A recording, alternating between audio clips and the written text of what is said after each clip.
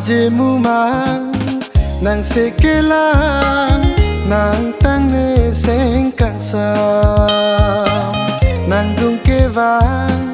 ne seng alam tanpa jermi apa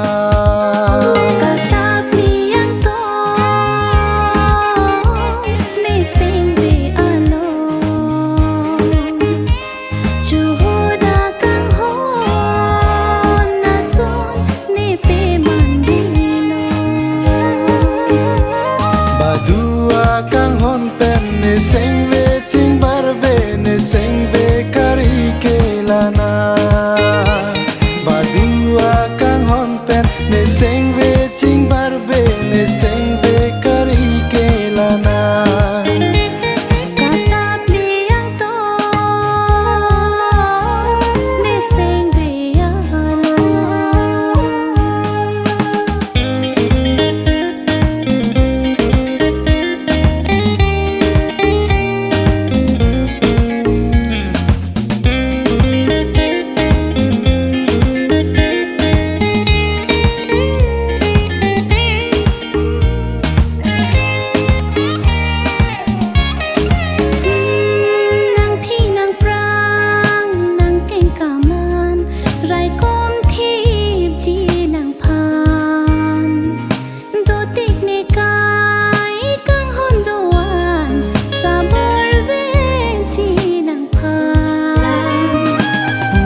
nang sekar jume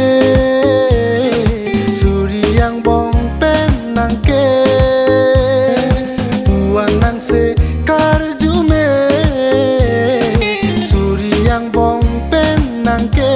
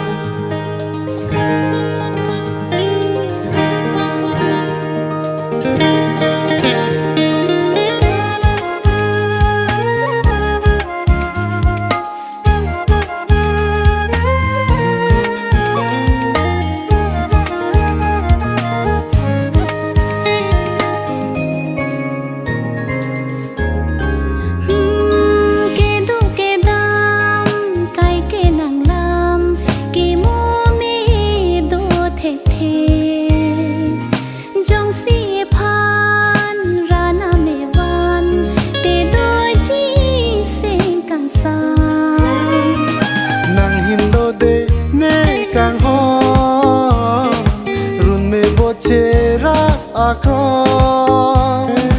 nang hin lo de